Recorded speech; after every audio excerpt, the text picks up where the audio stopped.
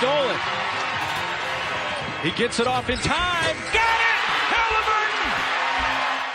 Here comes Tyrese Haliburton.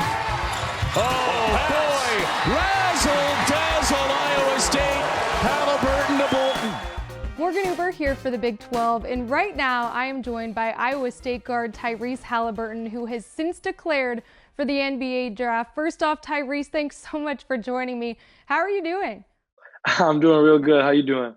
I'm good. I'm good. Just continuing to stay busy, as I'm sure you are, as you gear up and get ready.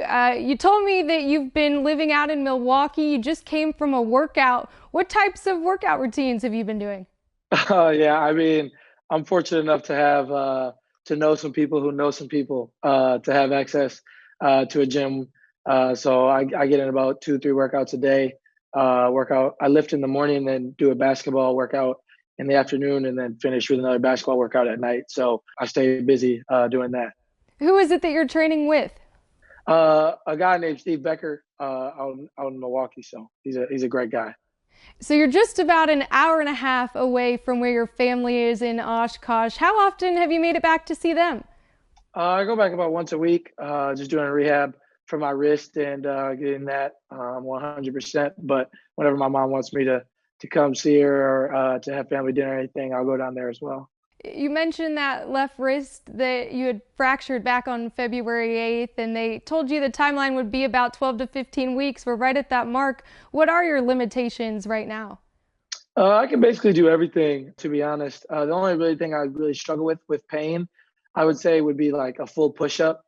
Like that body weight kind of gives me problems. But as long as I keep as long as I'm like looking at my wrist and making sure it's doing the right things, I can basically do everything. The NBA draft lottery was originally scheduled for May 19th, and now with the incomplete season, it's been postponed indefinitely. With this having been a dream of yours, a lifelong dream, how are you handling this uncertainty? I think people would think I'm taking it a lot harder than I actually am. I would say I'm not really taking it too hard or anything like that, just because I'm fortunate and blessed enough to know when this all does pass, I have something to look forward to. You know what I'm saying? Whereas there are other people in this world who are going through a lot harder time right now. So, the lottery or draft being pushed back isn't necessarily a big concern. I'm a fan of the game as well. So I hope the NBA can play and I can still, watch the game I love. How many old games have you been watching lately? Any good reruns that have caught your eye? Yeah, I mean, I've watched The Last Dance. I mean, I've obviously been locked into that a lot. But, man, I watch so much stuff, just like either they're old college games or games that I'm not even involved in, or even some high school games. I just missed the game. So just getting to see myself, in the game is kind of an awesome thing. Coming out of high school, a 3-star recruit, and here you are now. Many analysts are projecting you to be a top 10 pick in this NBA draft. How did you get there? What do you owe this success to? I wouldn't say there's like a secret magical potion or recipe or anything like that. It's just getting in the gym and working my butt off.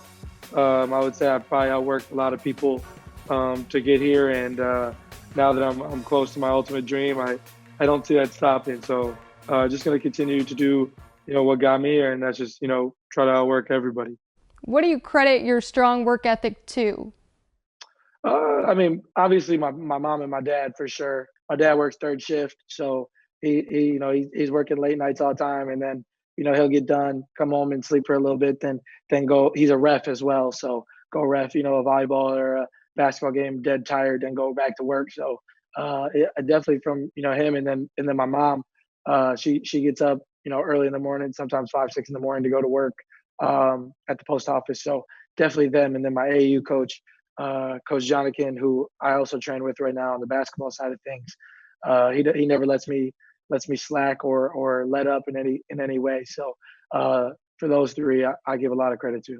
When you take a look back on your college career at Iowa State, you had 2 years to play in Hilton Coliseum. That place is known for its magic, with its passionate fans and some unexpected victories there that you were able to be a part of.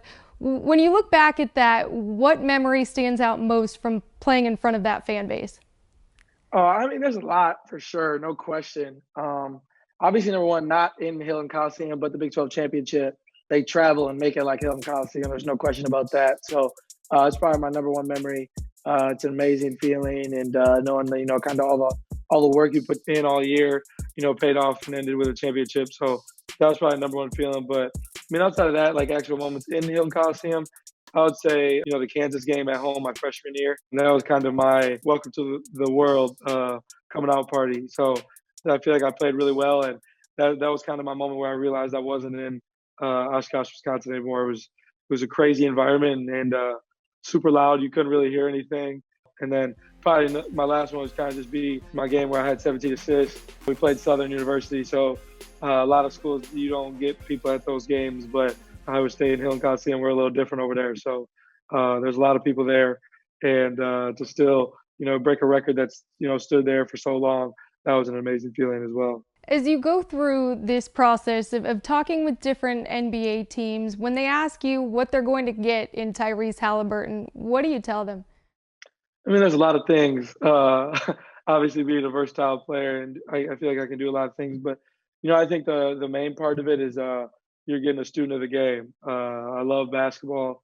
I learn from every aspect of basketball there is, whether that's watching it or playing it or even the video game. Like I learn from basically everything I do. So no matter where I go, whoever my vets are or coaches are, like I'm sure I'm gonna get annoying at a point where I ask so many questions. That's just who I am.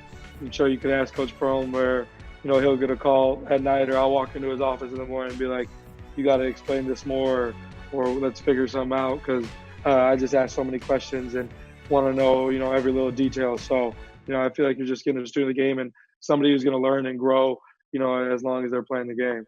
Speaking of learning and being a student of the game, your freshman year, you had the opportunity to play with two guards now currently in the NBA, Mariel Shayok, who's one of your very good friends, and Talen Horton-Tucker. What advice have the two of them shared with you about your transition to the next level?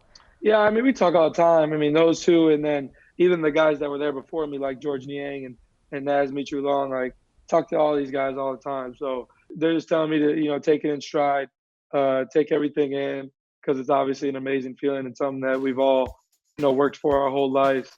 I'm in a little different situation than those guys. So, but at the same time, they're encouraging me to, kind of just, enjoy everything, enjoy every part. I know my situation's a little different than theirs, obviously with, COVID and things like that. But, they're just telling me to take everything in and enjoy every little piece of it. You faced adversity through, missing this latter half of your sophomore season, and then, through all of this coronavirus and having to wait this out. What have you learned about yourself over these past several months?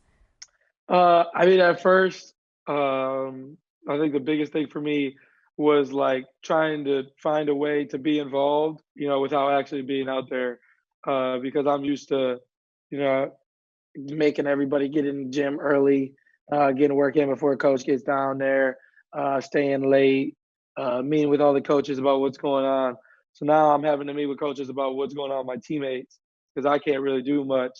And then I'm having meetings with my teammates, telling them what I see because they're looking for my cues. So, just being involved with the game without actually being able to play, it was definitely something new and something I had to get used to.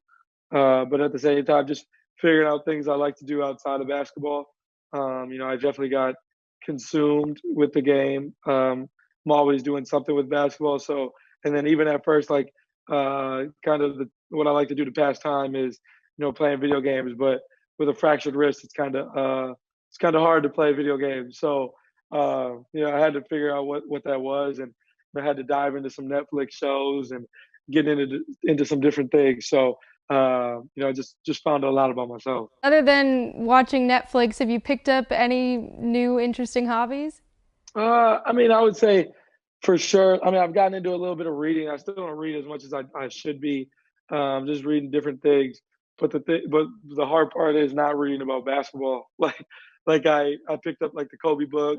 You want to read the books about basketball, but just learn about different things and increasing knowledge that way. But just finding different things to do, whatever that is. I'm something that my friends and family make fun of me all the time is I'm always like on online shopping. Like in college, I necessarily didn't have money to be doing it, but I'd be like, this is the outfit that I'm putting together as an outfit. So when I do get the money, I know what I want. So now that I have some money coming in, that I'm able to to do those things. So your best quarantine purchase has been what? Wow, what a question! What a question! I would say I bought. I bought some Travis Scott ones. That's probably my main thing. But I just bought some Kobe's, some Kobe 8s, which are my favorite basketball shoe. So I just got a new pair of those. So those are definitely my top two purchases thus far. Love it, love it. Well, Tyrese, really appreciate you taking the time to join me today. Best of luck moving forward. Can't wait to see what happens with your future and wishing you all the best. Appreciate it. Yeah, thank you so much. I appreciate it.